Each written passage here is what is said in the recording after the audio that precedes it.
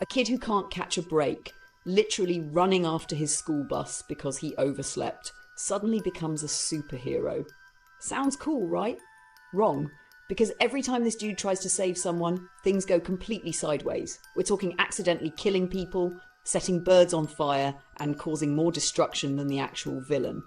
This movie is straight up insane, and here's why you need to hear this story. So our main character is Rick, and honestly, life's been kicking him in the teeth since day one. He's that kid nobody wants to sit with on the bus, not because he's mean, but because he's just forgettable. A ghost. The only person who tolerates him is his buddy Trey, and even Trey's low-key embarrassed to be associated with him. But Rick's got one thing keeping him going. Jill. This girl is his whole world. He's obsessed, turning around every 5 seconds just to look at her. Trey keeps warning him, "Bro, she's never going to notice you." But Rick doesn't care. He's convinced he's got a shot. Their class takes a field trip to some fancy animal research centre, and Rick sees his chance.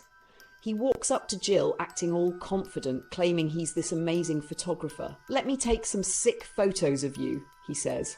There's just one problem. Photography's banned in the building. Does Rick care? Nope. He sneaks a picture of this rare bird, and the camera flash literally sets the bird on fire. No cap. Nobody realises Rick caused it. The flaming bird goes crazy, lands on Lawrence, Jill's boyfriend, and now Lawrence is pissed.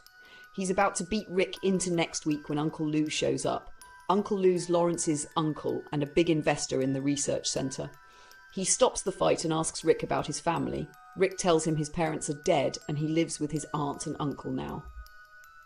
Uncle Lou looks sad for a second, then just walks away.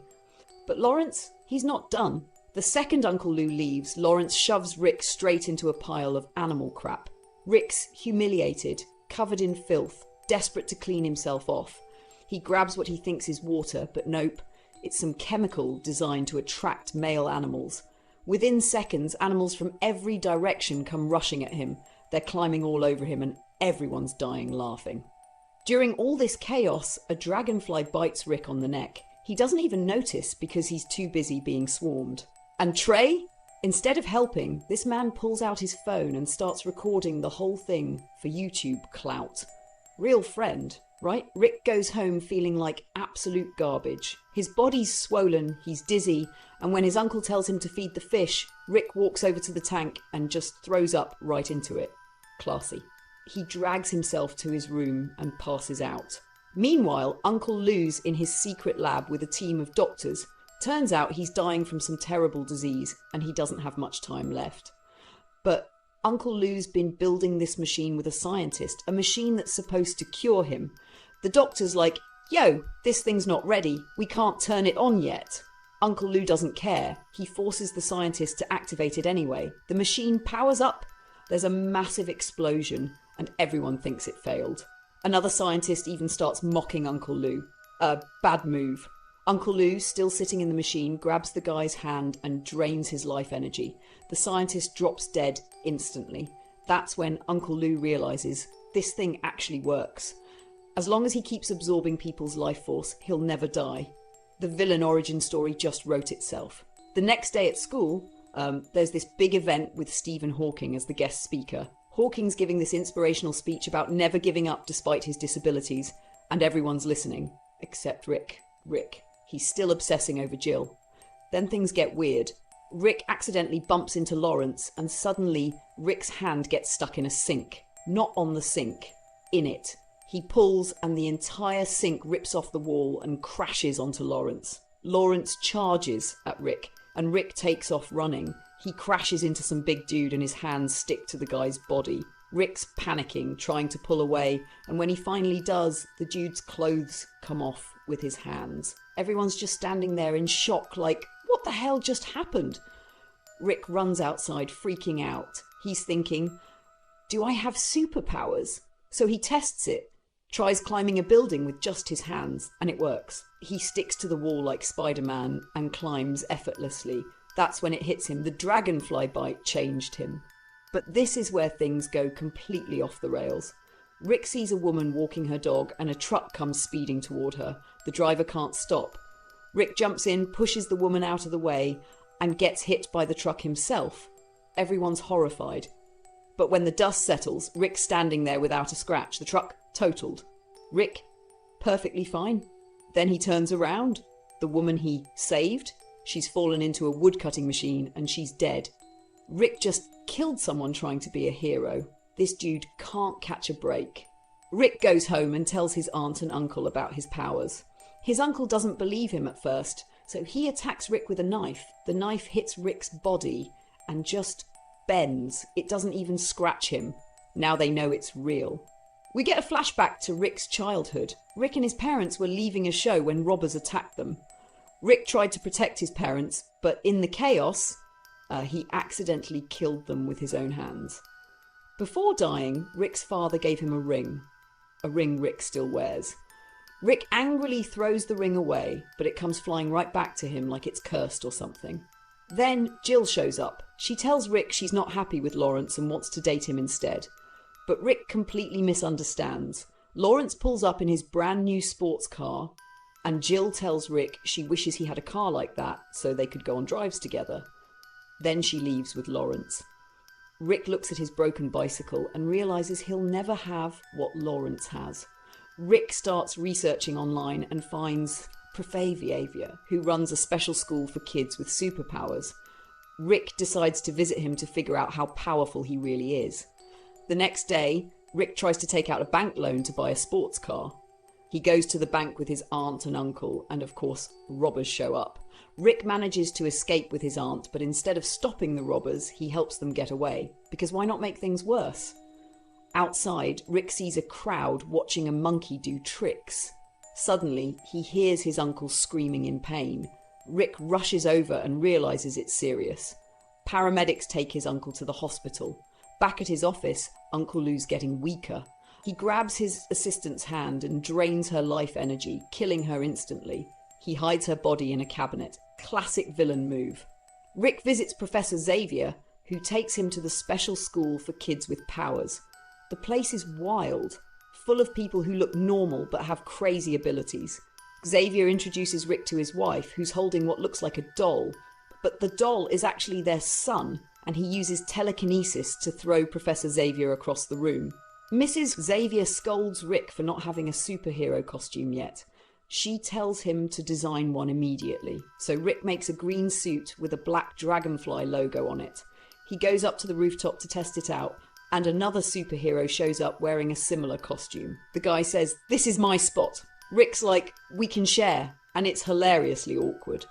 The next day, Rick goes to a job interview, trying to show off his superhero photos. The HR manager's not impressed and rejects him. Suddenly, someone bursts in saying a university's under attack. Rick's university.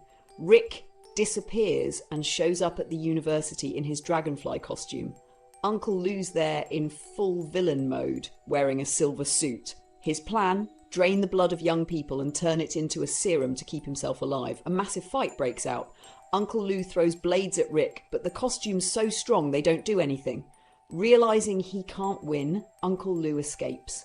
Jill's watching the whole thing, completely impressed by the dragonfly superhero. She has no idea it's Rick. That night, Rick secretly follows Jill after she leaves a theatre. He's too shy to talk properly, so Jill starts the conversation. She tells him she wanted him to ask her on a date. Rick freezes up and can't respond. Frustrated, Jill walks away. Moments later, thugs start following her. Rick shows up as the dragonfly and beats them down. Jill thanks him again, still not knowing it's Rick under the mask. Meanwhile, Uncle Lou makes a horrifying discovery. If he drains the life energy of 47,000 people, he'll become immortal. He decides that's exactly what he's going to do. Rick's aunt invites Jill over for dinner. Jill tells her she's falling for the dragonfly superhero because he's saved her twice. Then Lawrence arrives with Uncle Lou. Rick sneaks into his room, still wearing his costume. Before he can change, Uncle Lou walks in. Rick hides desperately while Uncle Lou searches the room, clearly suspicious. Eventually, Uncle Lou gives up and leaves. Downstairs, Uncle Lou notices a wound on Rick's hand. Rick lies and says he got into a fight, but Uncle Lou knows better. That wound came from the blade he threw at the dragonfly. Now he's certain Rick is the hero. Suddenly, Uncle Lou appears in full villain form. Rick tries to protect everyone but slips and passes out. In the chaos, Uncle Lou kills Rick's aunt. Later, Rick goes to the hospital to tell his uncle the truth, but the doctor warns him not to give his uncle any bad news. Another doctor carelessly blurts out that Rick's aunt is dead. Rick's uncle is devastated. At the funeral, Rick's uncle says he wants to lie in the coffin with his wife, but when he opens it, the body's not there.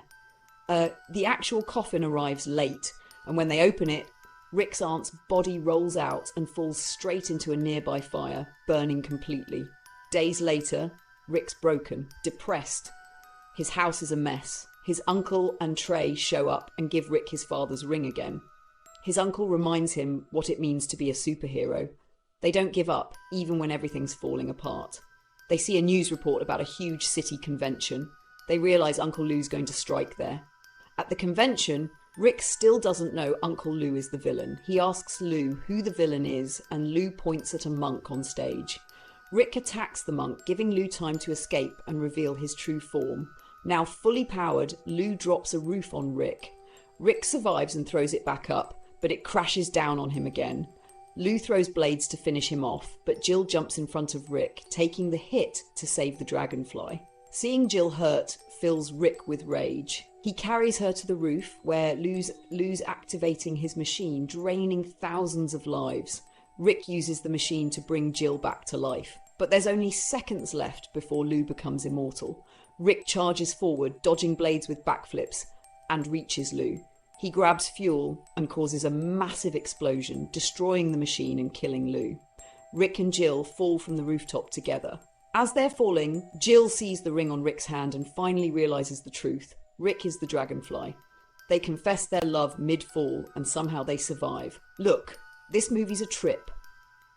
It's not your typical superhero story where the hero saves the day perfectly. Rick's messy.